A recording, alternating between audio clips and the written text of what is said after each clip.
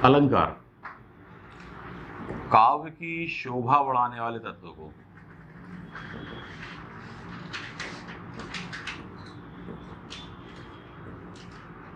अलंकार कहते हैं।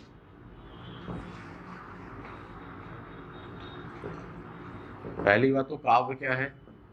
प्रत्येक वह चीज जो भी लिखित साहित्य में आती है काव्य है, चाहे वह गद्य हो, चाहे वह पद्य हो, चाहे वो चंपू हो, यानी दोनों का मिश्रण चंपू कहलाता है। ठीक, काव्य है। ये हो गई लेकिन पुरानी बात, ओल्ड पैटर्न। आज के जमाने में डिजिटल वर्ल्ड में जितना कुछ भी आप देख रहे हैं वह भी काव्य है। बस ये है कि उस जमाने में कथा कहानी लिखी जाती थी, आज उसको पिक्चराइज किया जाता है, बस इतनी सी चीज है। तो जब भी कोई सेंटेंस लिखा जाए, कहा जाए, बोला जाए, वाक्य जिसे आप डायलॉग भी बोलते हैं, तो बोलने में उसमें एक मजबूती आ जाए, एक सुंदरता आ जाए, अच्छा सा लगे बोलने में, सुनने वाले के ऊपर प्रभाव डाले। तो ये सब जो तरीके हैं इसको ही आप अलंकार के अंतर्गत अध्ययन करने वाले हैं। यानी ऐसे किस प्रकार से कहा जाए कि सामने वाले पे अच्छा प्रभाव पड़े उस वाक्य का, उस सेंटेंस का, उसे ही अपन क्या बोलते रहे? काव्य बोलते रहे।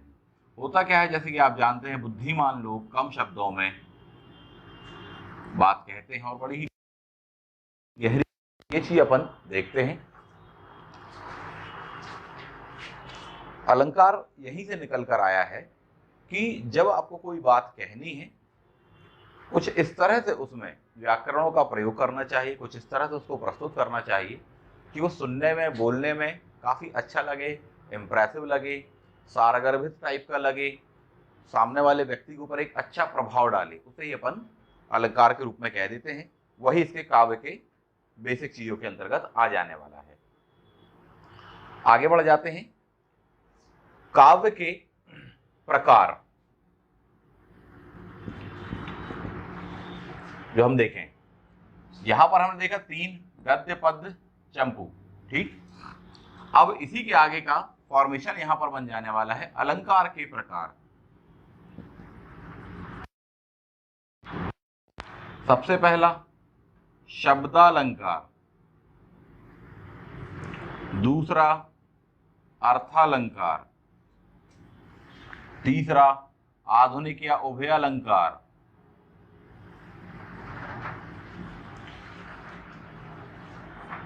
शब्दालंकार क्या होता है, अर्थालंकार क्या होता है, आधुनिक वाले स्वरूप में क्या कैसा उसका परिप्रेक्ष्य है, उसको देखते हैं। जब सेंटेंस में सुंदरता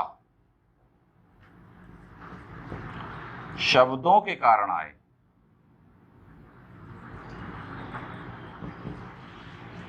शब्दों के कारण आए, शब्दों, वर्णों, शब्दों के क्रम, उनकी ध्वनि,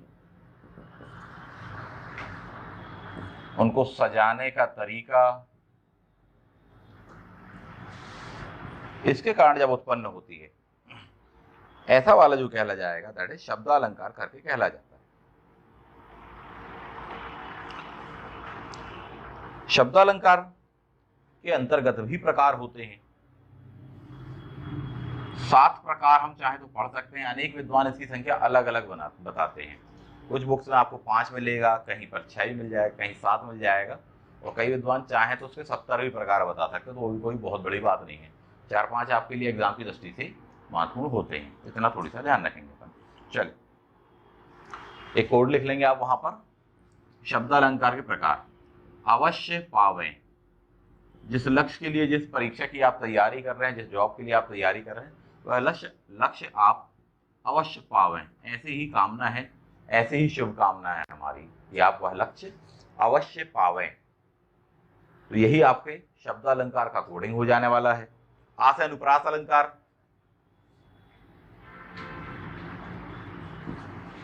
आ से अनुप्रास अलंकार, या से यमक अलंकार, वा से वीपसा,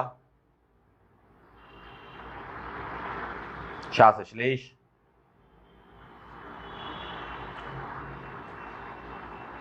पा से पुनरुक्ति, पा से एक और होता है प्रश्न अलंकार भी, तो पा से 2 हैं।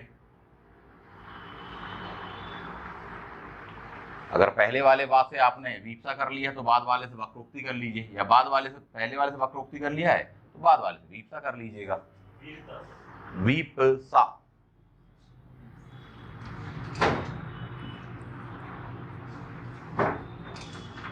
ठीक, एक वा से वीपसा है, एक वा से वक्रोक्ति हो जाने वाला है।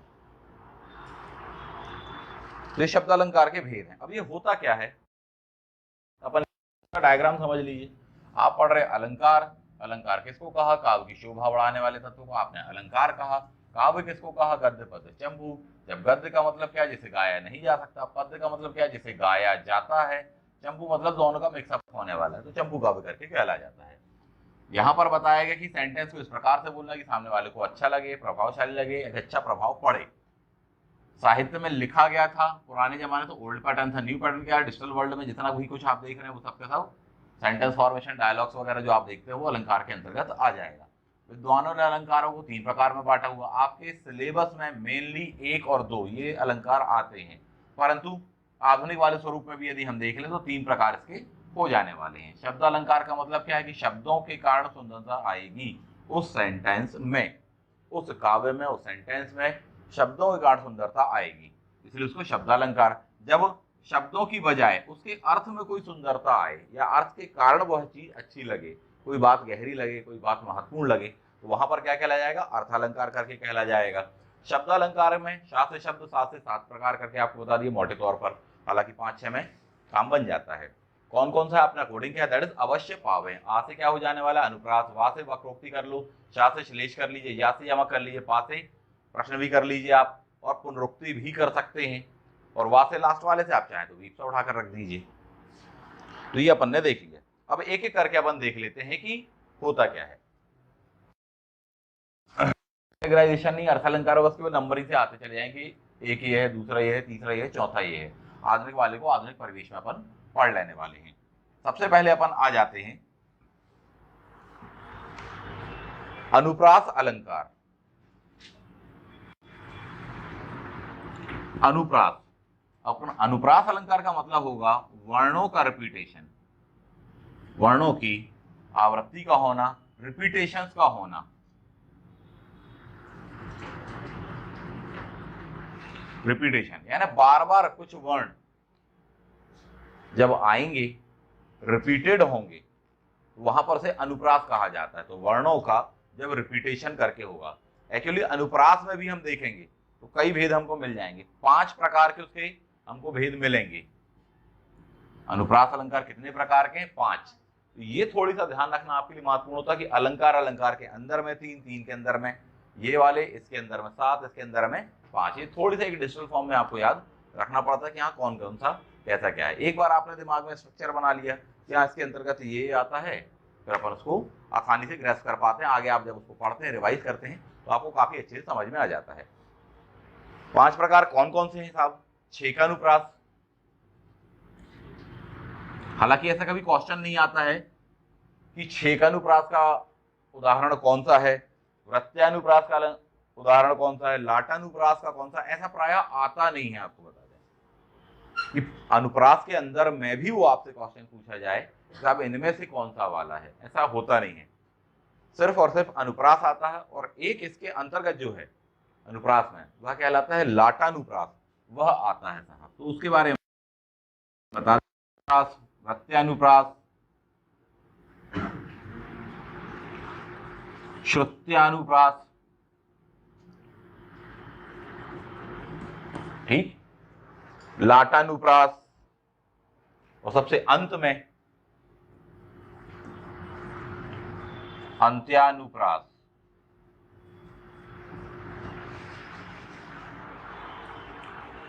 तो ये आउटर स्ट्रक्चर बनता है, आउटर ड्राफ्ट बनता है, उसका मैप बनता है, ये आपके दिमाग में होना चाहिए।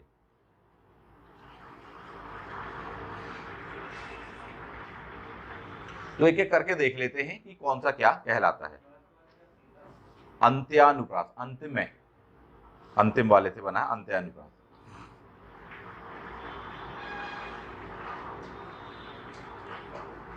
तो सबसे पहले आ जाते हैं अपन 6 का अनुप्रास। देखिए, अनुप्रास का मतलब है कि रिपीटेशन वर्णों का।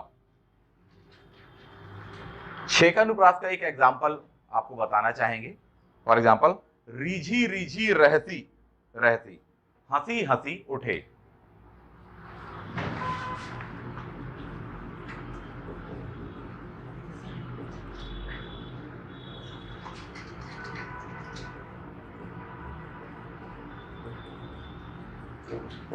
तो ये उदाहरण आपने देखा।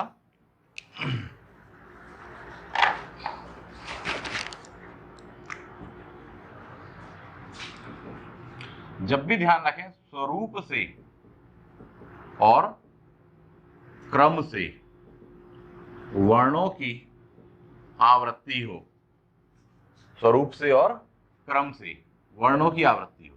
पहली बात तो यदि आप देखें तो यहां पर रा वर्ड रिपीटेड है। 1 रा, 2 रा, 3 रा, 4 रा, 4 बार रा आया है। झा भी आपका रिपीटेड हो गया। रहती रहती में सा और हंसी में भी सा आपका रिपीटेड हो गया। तो 3 वर्ड आपको वहां पर तीन वर्ड आपको वहां रिपीटेड दिख रहे हैं। तो पहली बात, जैसे ही रिपीट हो जाएगा इसका मतलब ही ये होगा कि वह अनुप्रास अलंकार है। 5 में से कौन सा, ये बाद का प्रश्न है। कोई भी लेटर यानी कि वर्ण रिपीट हो रहा है उसका मतलब ही क्या है कि वह अपने आप में अनुप्रास अलंकार है। सबसे पहला पॉइंट, इसमें से ही आपका क्वेश्चन बन जाने वाला है कि हाँ, ये अलंकार का आंसर क्या है। बहुत ही रेयरेस्ट होता, मैं कह चुका हूं कि आपसे पूछे कि साहब 6 का अनु कौन सा है, वृत्यानु कौन सा है, श्रुत्यानु कौन सा है, लाटा और ये कौन सा है। बहुत ही रेयरेस्ट क्वेश्चन होता है। फिर भी मान लो आ जाए तो छींक आती है व्यक्ति को, किसी व्यक्ति को जब छींक आती है तो लगातार छींक आती है, 2-3 छींक तो आती ही जाती है यदि अपन देखें तो। यानी कि स्वरूप से और क्रम से आवृत्ति होती, रिपीटेशन होता है। 1 बार, 2 बार, 3 बार। सेम बात यही है स्वरूपगत तौर तरीके से। स्वरूप ये है कि आप देखें कि रा वर्ड और इनवर्ड, हा वर्ड और सा वर्ड, इनका रिपीटेशन। और यदि आप देखें जब रा बिगिनिंग में आया तो अगली बार रिपीट होकर बिगिनिंग में आया, अगली बार रिपीट होकर बिगिनिंग में आया है, फिर रिपीट होकर बिगिनिंग में आया है। झा वर्ड सेकंड नंबर पे आया, यहाँ भी सेकंड नंबर पे आया, यहाँ सा वर्ड थर्ड पे, यहाँ सा वर्ड थर्ड पे, या बाद वाले में यहाँ पर भी सा बाद में। यही चीज क्या कहलाती है, स्वरूप से और क्रम से। क्लियर है, स्वरूप उसका ये बन जाने वाला है। आगे बढ़ जाते हैं, यानी कि जो नंबरिंग पर जो आया है, पहले पर आया है, अगली बार भी पहले पर आकर रिपीट होगा, उसके बाद में भी पहले पर आकर रिपीट हो जाने वाला है। इसको बोल देते हैं क्या, 6 का अनुप्रास अलंकार। क्लियर ये पॉइंट। आगे बढ़ते हैं। इसी की अगली लाइन यदि आप देखें, सांसें भरी आंसू भरी कहत, बार बार सांसें भरी आंसू भरे, सा वर्ड भी जब आ रहा है तो आप देखें सेकंड नंबर पर रिपीटेड करके आ रहा होगा। स्वरूपगत और क्रमगत आवृत्ति करके कहलाने वाली है।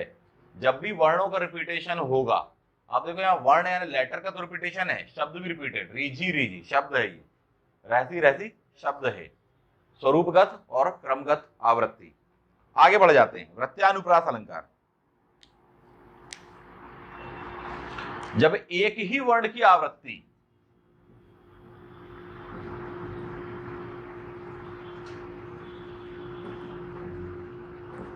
बार बार हो, रिपीटेशन बार बार हो, जब एक ही वर्ण की आवृत्ति बार बार हो, रिपीटेशन बार बार हो, उसे कहते हैं वृत्यानुप्रास। वृत्त का मतलब ही साइकिल होता है, सर्किल होता है। सर्किल घूमता हुआ बार बार घूमकर उसी रिपीटेड मोड पर आ जाता है। फॉर एग्जाम्पल,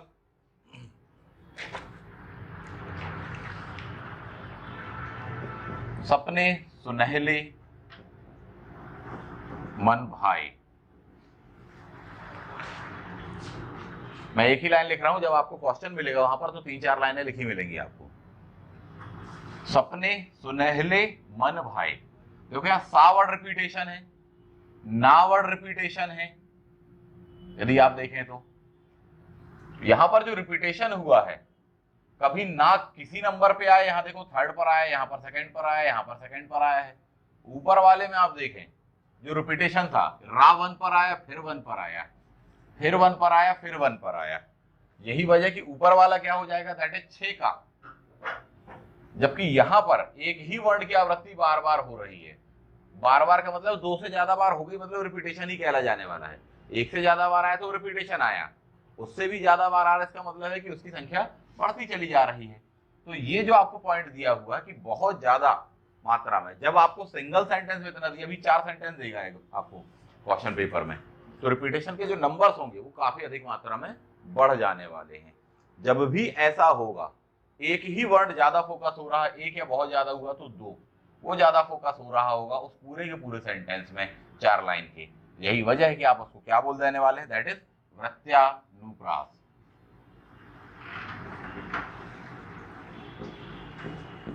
अलंकार। नेक्स्ट आ जाते हैं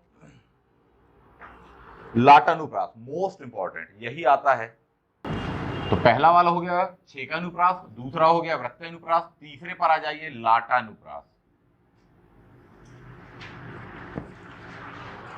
इस पर आए हुए क्वेश्चन हैं गत वर्षों में, इसलिए हम इस पर बात कर रहे हैं। देखिए आवृत्ति तो होगी, आवृत्ति एंड रिपीटेशन तो होगा, वर्ण की आवृत्ति होगी, कई बार जैसे यहां पर वर्ण की रिपीटेशन के कारण कोई शब्द भी रिपीट होगा, रीझी रीझी। अब जब वर्ण एज इट इज रिपीटेड है तो वर्ण के कारण शब्द तो रिपीट होगा ही होगा। अब यहां पर देखिए कि यहां पर भी ऐसा ही रिपीटेशन होगा जो आपको छेकानुप्रास में मिला। पहले उदाहरण लिख देते हैं, लड़का तो लड़का ही है, ठीक, लड़का तो लड़का ही है। यहां पर भी लड़का है, यहां पर भी लड़का है, इसका मतलब लावड़ यहां डा का, ठीक है, ये रिपीटेड आपके हो रहे हैं साहब जी। पूत कपूत तो क्या धन संचय, पूत कपूत तो क्या धन संचय, कोई सा भी अपन उठाकर वहां पर वर्ड रख देने वाला। पहला वाला सेंटेंस जो आपको दिया है इस पर बात करते हैं, फिर इस पर बात करते हैं। पहला जो सेंटेंस आपको दिया है, लड़का तो लड़का ही है, यहां वाले में लड़के का मीनिंग कुछ और है, यहां वाले में कुछ और है। गौर से देखिए, लड़का तो लड़का ही है, दोनों की मीनिंग अलग है। एक का मतलब हो रहा है, यहां पर आप ऑब्जर्व करेंगे तो दैट इज बॉय,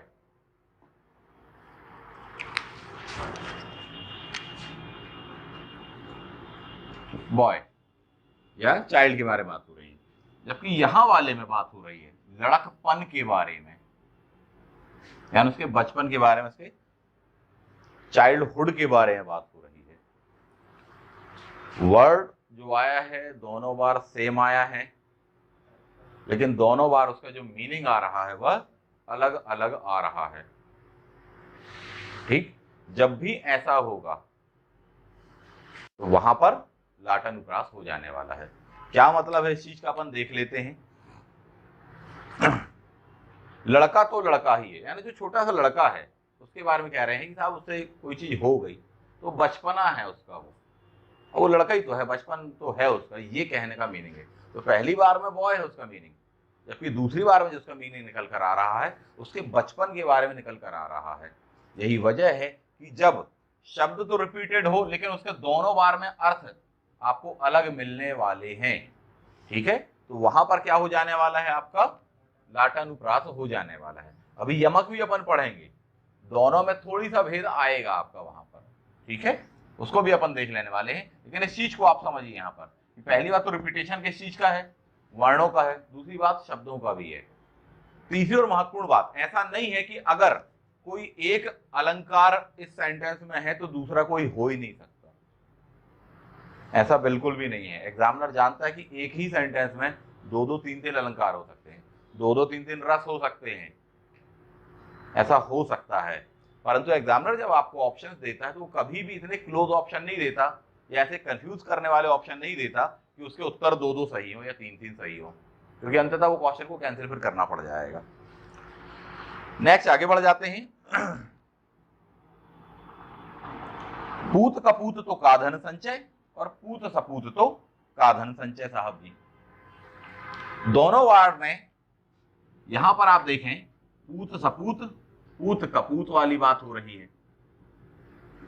देखो पावड़ और तावड़ रिपीट हो रहा है, ता रिपीट हो रहा है, यहां पर अपन देख रहे हैं।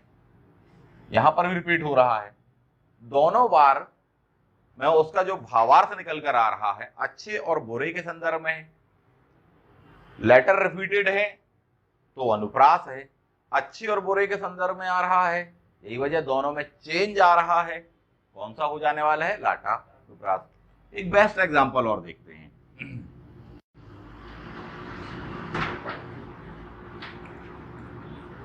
उसे रोको मत जाने दो, ये लिखा हुआ है सेंटेंस। कहीं पर भी हमने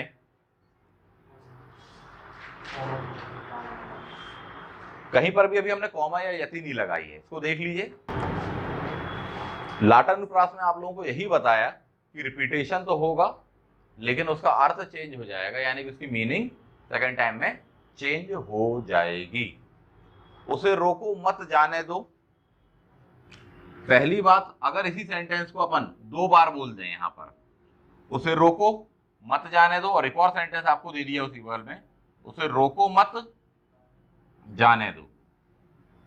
देखिए दो सेंटेंस आपको दिए हैं।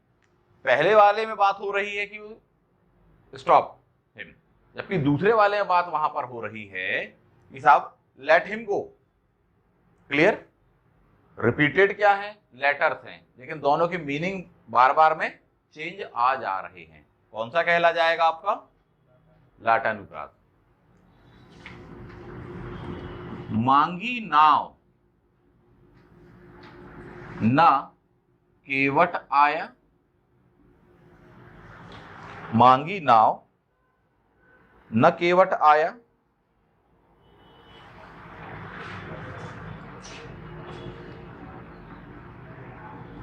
मांगी नाव न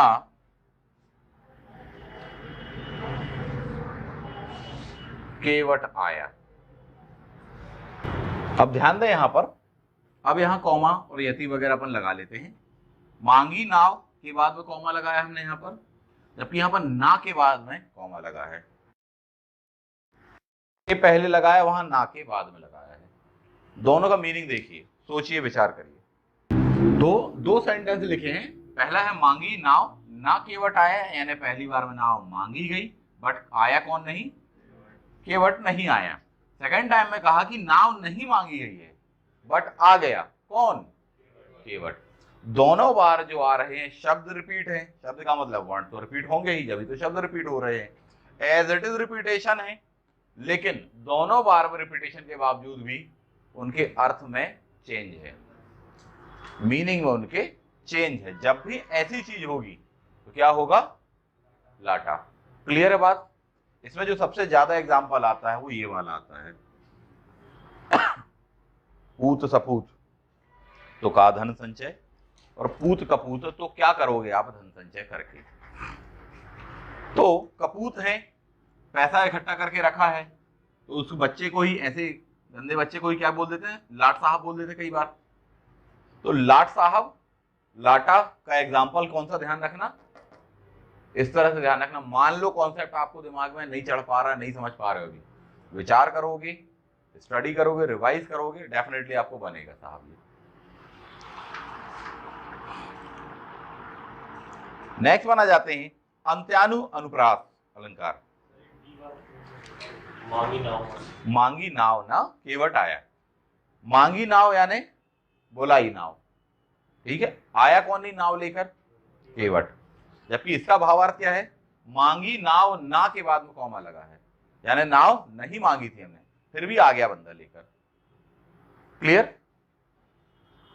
दोनों के अर्थ यानी मीनिंग अलग अलग हैं, लेटर्स रिपीटेड हैं, लेकिन दोनों बार में अर्थ को लेकर जब भी परिवर्तन चेंज आ जाएगा, ऐसा वाला कौन सा होगा?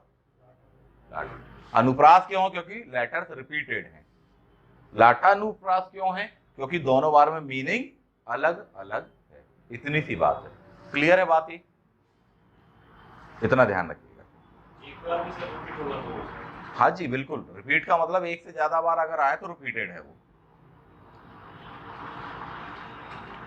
अंत्यानुप्रास नाम से ही समझ में आ रहा होगा, अंतिम, लास्ट।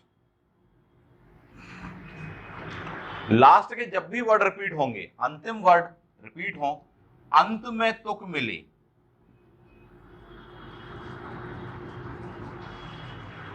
अंत के जो शब्द हैं, लेटर्स हैं, वह रिपीट हो या वहां पर तुक मिले,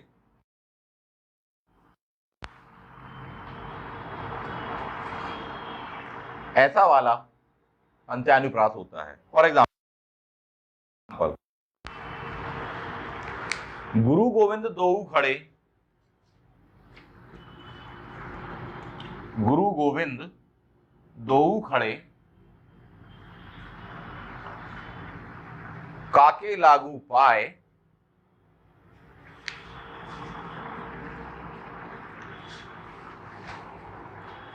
बलिहारी गुरु आपने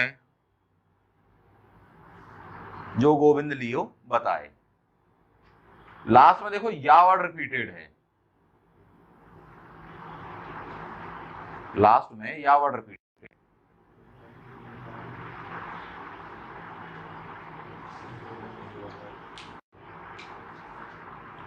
पोथी पढ़ पढ़ जगमुआ, पंडित भयो न कोय, ढाई आखर प्रेम के, पढ़े सो पंडित होए।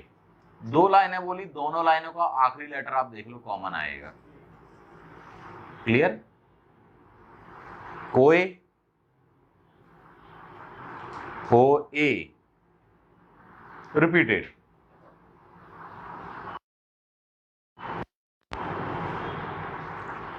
लगा दी किसने आकर आग,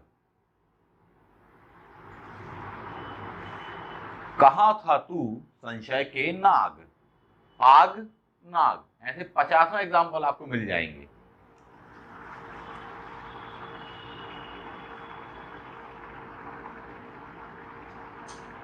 जय हनुमान ज्ञान गुण सागर, जय कपीस तिहु लोक उजागर, लास्ट में रावण रिपीटेड। अगर उस सेंटेंस को सबसे पहले ये देखना है आपको कि अनुप्रास अलंकार है कि नहीं, सबसे पहला ये फाइंड आउट करोगे आप वहां अनुप्रास है कि नहीं।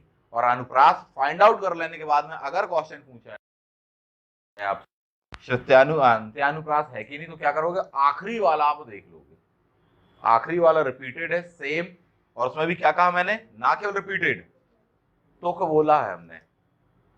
रिपीटेड होना एक अलग मामला है, तुक होना उसके और भी आगे की बात होती है।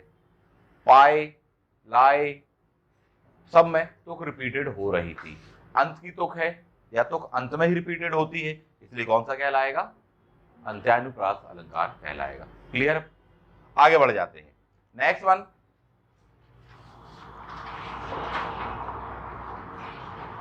श्रुत्यानुप्रास देख लीजिए एक नजर। एक ही उच्चारण स्थान से बोले जाने वाले लेटर्स की समानता हो, एक ही उच्चारण स्थान से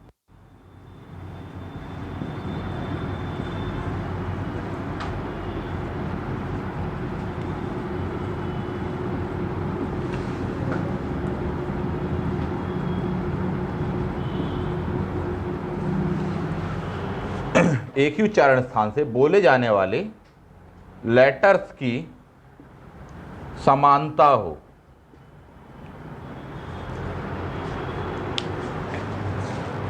या रिपीटेशन हो,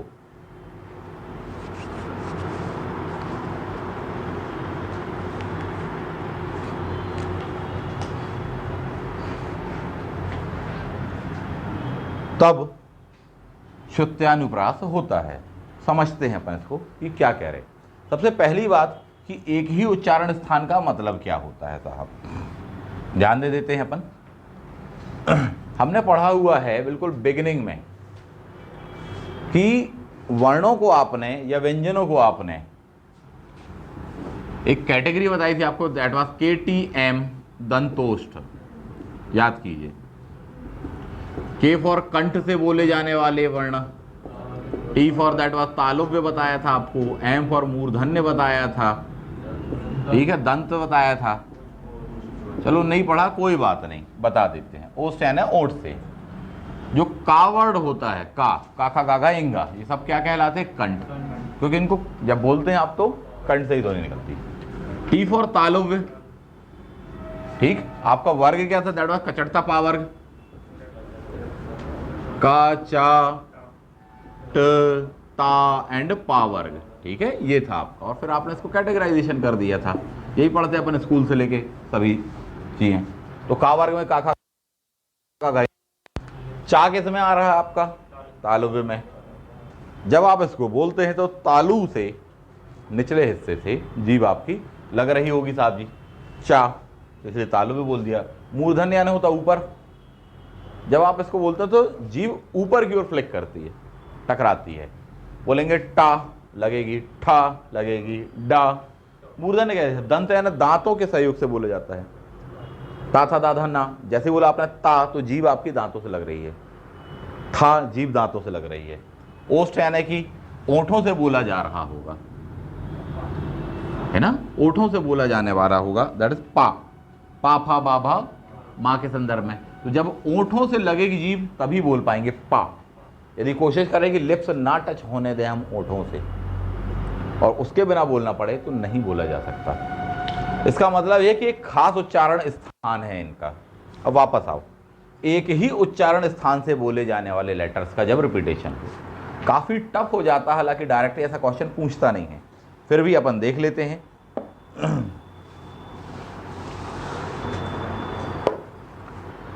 एक एग्जाम्पल आप लिखना चाहें तो, दिनांत था थे दीनानाथ डूबते। चलो ये वाला मत लिखो,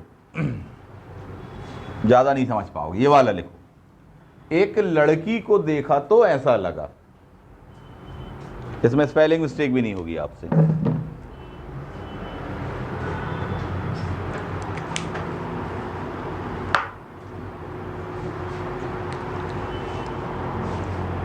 चलो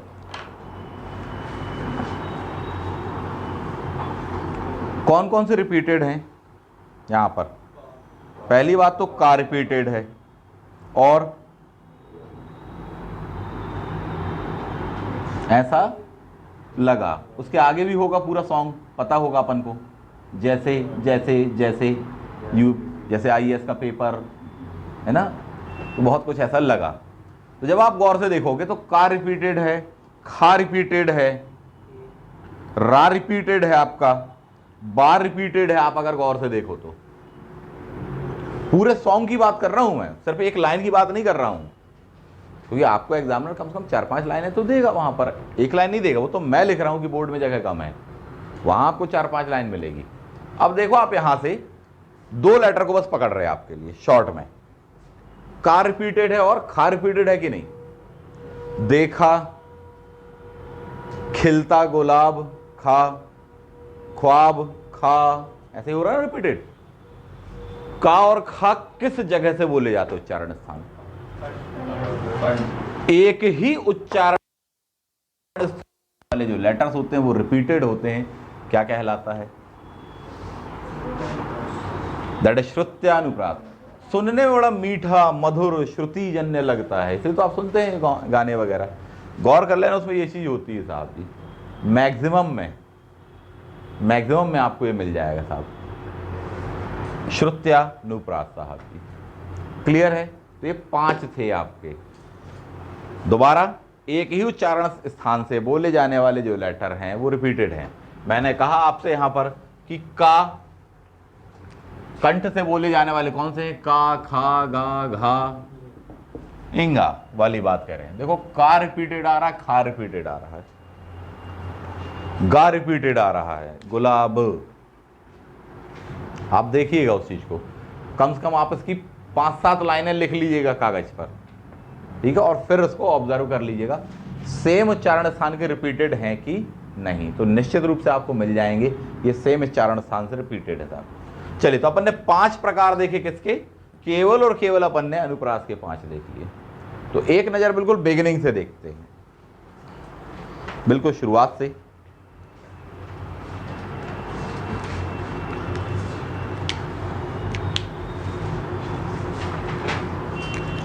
सबसे पहला पॉइंट, अलंकार। अलंकार का मतलब होता है आभूषण, गहना वगैरह, ये सब होता है। मत पढ़िए शाब्दिक में, सीधी बात है, काव्य की शोभा बढ़ाने वाले तत्व को क्या बोल देते हैं आप? अलंकार। शोभा बढ़ाना क्या कहलाता है? उसको बोलने में सुनने में अच्छा लगे, बोलने वाले को भी सुनने वाले को भी एक अच्छा प्रभाव पड़े। जो भी आपने गीत संगीत वगैरह देखे, सामने वाला क्यों सुनता है? एक बार, दो बार, 10 बार, 100 बार, क्यों? क्योंकि उसको वो अच्छा लग रहा है। ये आज के ज़माने का डिजिटल फॉर्म है। पुराने ज़माने में वही चीज़ आपके महाकाव्य या काव्यों के रूप में होती थी। वाले गाने वाले, चाहे चारण हो, चाहे कोई लेखक हो, चाहे कवि हो, या कोई गायक हो, सुनने में अच्छा लगता तो बार बार रिपीट बोले, हाँ वो वाला अपना सुना दीजिए आप जो पहले सुनाते थे। तो सुनने में अच्छा लगता है, बोलने में अच्छा लगता है, आसानी जाती, सहजता होती है। अच्छा लगा मतलब अलंकार के संदर्भ में साहब, ऐसा क्यों अच्छा लगा वो? तो उसकी वजह क्या होती है? उसी के कारण अपन इसको कैटेगराइजेशन किया था, या तो शब्दों के कारण, या तो अपने भावार्थ के कारण यानी अर्थ के कारण, या तो फिर कोई आधुनिक स्वरूप होगा, कोई उभय अलंकार होगा। पुराने विद्वान केवल 2 मानते हैं, ये वाले को कैलकुलेट नहीं करते हैं। कुछ जगह पर अपन को ये तीसरा वाला भी मिल जाता। तो मेनली मोटे तौर पर अलंकार कितने प्रकार के? 2 प्रकार के। शब्द अलंकार का मतलब होगा जब शब्दों के कारण उस सेंटेंस वाक्य में सुंदरता आ जाएगी, दैट इज शब्द अलंकार। शब्द अलंकार के प्रकार आपको क्या बताए? 7 प्रकार के बताए। कुछ जगह 5, कुछ जगह 6 भी आपको मिल जाएगा। ठीक, कोडिंग क्या है आपका? दैट इज अवश्य पावे। आ से क्या हो जाएगा? वा से, शा से, या से, पा से, पुनरोक्ति एंड प्रश्न, और वा से अगेन वक्रोक्ति। क्लियर? अनुप्रास पर आ जाते हैं। सबसे पहले तो अनुप्रास के कितने भेद बताए गए आपको? अगेन 5 भेद बताए गए। सबसे पहला, कोई सा भी इसमें पहले दूसरे पे रख सकते हो, छेका की वजह आप प्रत्यय को रख दो, पहले उससे कोई फर्क नहीं पड़ना है। 5 प्रकार है ना। पहला अपन ने रखा है छेका, दूसरा, तीसरा, चौथा, 5वां अंत्या। अगेन अपन देखते हैं छेक अनुप्रास यानी जैसे छींक आती है, तो यानी क्या कहा था कि स्वरूप और क्रम, रिपीटेशन। अनुप्रास का मतलब ही रिपीटेशन है, स्वरूप और क्रम से। जबकि वृत्त्यानुप्रास क्या था? साइक्लिक, एक ही की बार बार होती चली जा रही है, तो वृत्त्या। लाटानुप्रास क्या था? रिपीटेशन तो हो रहा है लेकिन दोनों बार उसका मीनिंग अलग अलग। अंत्यानु क्या था? आखिरी वाले में रिपीटेशन तो है, साथ ही तुक भी है, अंत्यानु हो गया। जबकि श्रुत्यानु क्या था? एक ही उच्चारण स्थान से बोले जाने वाले लेटर्स में समान। बात क्लियर है? अपन को बन पाएगा अपन को ये?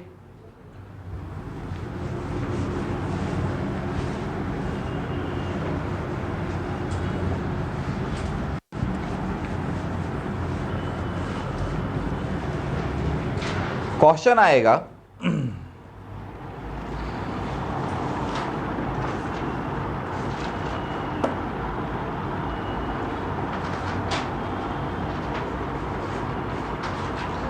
रवि के घन छन छन नभ से झरते।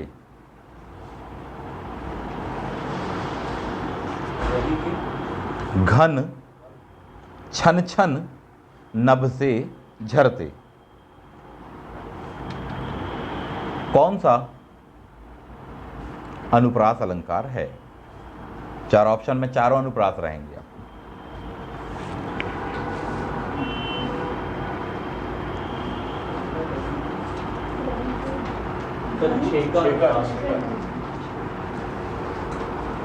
पक्का?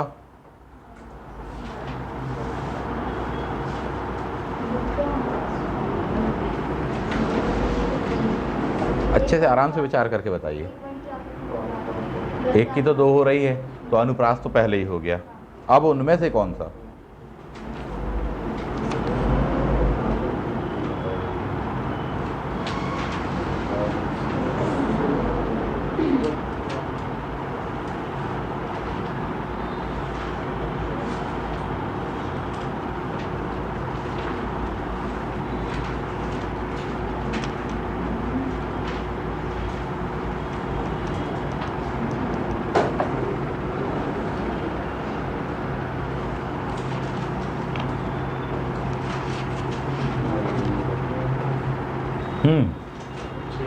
पक्का? चलिए, छेका क्यों है? तो आपको बता दें यहाँ पर छेका नहीं है, यहाँ पर वृत्या है। कौन सा है? वृत्या है। आप देखो एक ही उच्चारण स्थान वाले लेटर रिपीट हो रहे हैं, रिपीटेशन है इसमें, नो डाउट। अनुप्रास तो है, मैं से कौन सा? तो देखो आप वहां पर चा छा झा वर्ण, देखो आप गौर से उस पर, छन छन नभ से झ, क्लियर? मिल रहा कि नहीं? एक ही उच्चारण स्थान, यही वजह उसको क्या माना जाएगा? दैट वृत्यानुप्रास माना जाएगा। सॉरी, श्रुत्यानुप्रास माना जाएगा, वृत्यानुप्रास कह रहा हूं मैं, श्रुत्यानुप्रास माना जाएगा, ना कि वृत्या, क्योंकि एक ही उच्चारण स्थान से है।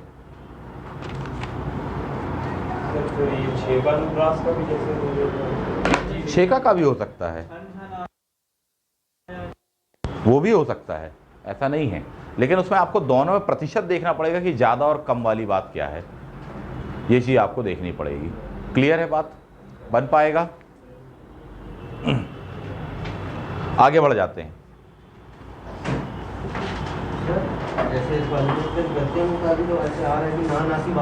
हाँ बिल्कुल, वैसा भी हो सकता है।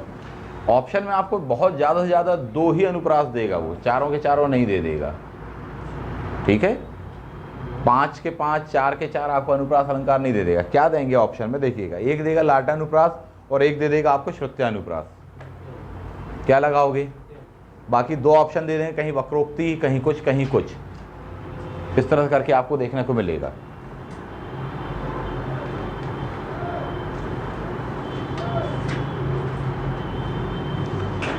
चलिए, तो ये थे आपके अलंकार की शुरुआत थी, इसको बिल्कुल दिमाग पर स्ट्रक्चर को बैठा लीजिए। अपन कल की क्लासेस में देखेंगे इसके आगे का सेक्शन। आज के लिए सफिशिएंट है। थैंक यू, जय हिंद। ब्रेक ले लीजिए, 5 मिनट का, क्लास स्टार्ट होगी।